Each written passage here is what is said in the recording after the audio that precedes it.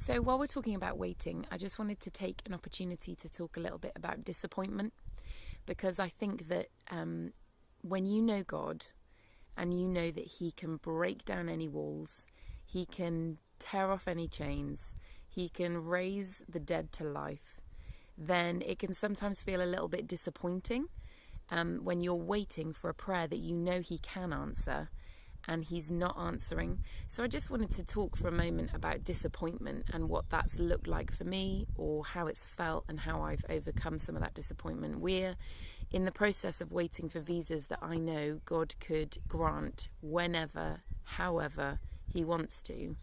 And I think that knowing the miraculous saving power of our God means that we sometimes expect everything to be immediate, or we expect everything to be the way that we pictured it. And it can be disappointing when you don't see God do what you know he can do. And I think that what I've recognized is that there's actually really no such thing as disappointment. And what I mean by that is God can only disappoint us when we place an expectation on him to respond in a certain way. So when we've planned it out, and I'm a huge planner, when we've planned it out and we've put down to the fine detail how and when something is going to happen, then we feel disappointed when it doesn't go the way that we think it should go.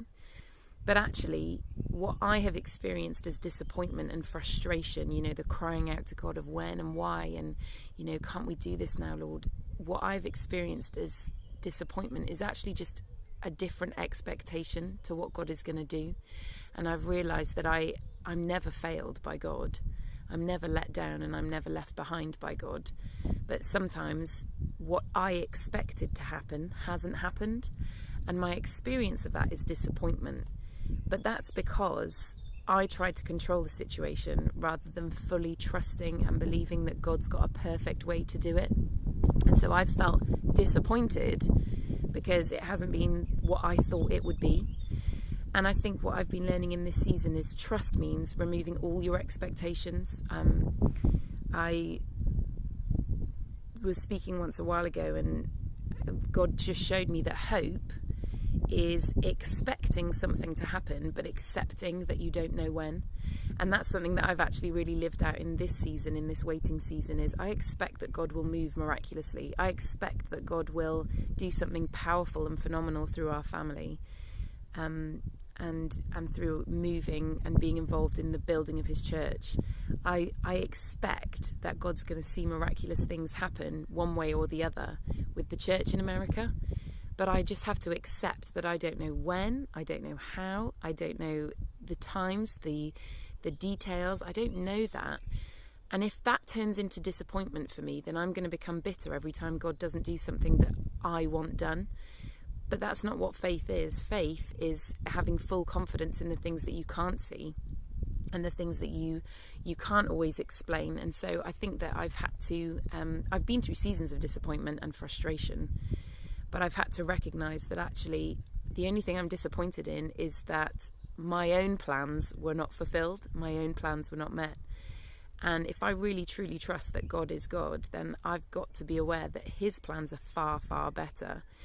It's a frustrating thing to hear when you're waiting, but the truth is that the character transformation that God has done in me in frustratingly quiet seasons far outweighs the character transformation that he's ever done in me when I've been busy and, on the go and seemingly at the top of my game. I think that it's actually the quiet seasons, the frustrating seasons, and the waiting seasons that we grow the most. It's everything that's sort of under the soil before you start to grow out visibly on top. So I think that although it is challenging, we've got to embrace these waiting seasons as incredible times of growth and strength, and recognize that just because it didn't happen how you thought it would happen, it doesn't mean God's not doing it. He's doing it in the way that he wants, and you just have to let go of control, lay down your plans, stop micromanaging, stop planning it all. We've had so many deadlines by which we want to hear what's happening with us. So it's been like, by Christmas, by my birthday, by the cave, whatever it is, we've put these deadlines on God, and every time we just get the sense that he's doing something that's bigger and even better than what we could hope for, what we could plan ourselves. And that's the best thing ever, to know that you're following a God who does things bigger and better than you can do. But it does require you to take control away, to trust him totally, to completely lean into his timing, and to refuse to be disappointed. So I've just started to refuse to be disappointed, because if I try and plan everything and if I try and get things done in my timing, I'm going to be disappointed constantly, because the world doesn't revolve around me. So it's about being... So the rest of my disappointment video got cut off, which is actually pretty funny. And very ironic, but I just wanted to close it up with these last couple of thoughts about disappointment. Basically, disappointment is never ever perfect God's plan for your life.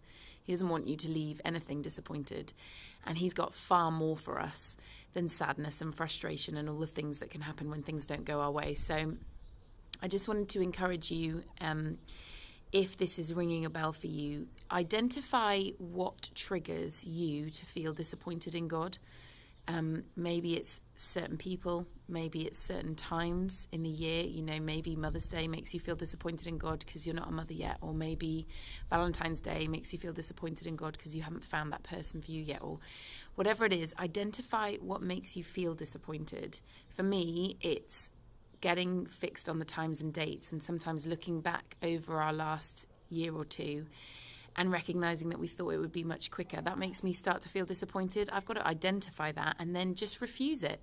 Refuse, like, go prepared. Don't avoid those things or those times or those people, but just go prepared and protect your heart and be ready that, you know, the enemy wants to make you feel disappointed, to keep you small, to make you bitter, to offend you. And you've got to refuse it from the offset, because God is bigger, he's better.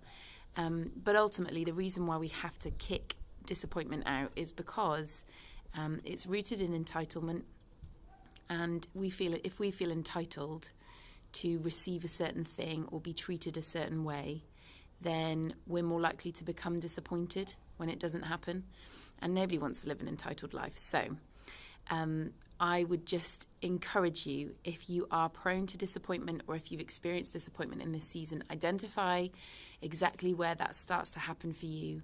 Go prepared, protect your heart from it, refuse to let it in, and ensure that you're not somebody who lives that kind of entitled, needing life, but keep your eyes on the God who is bigger and better and has such perfect plans for you.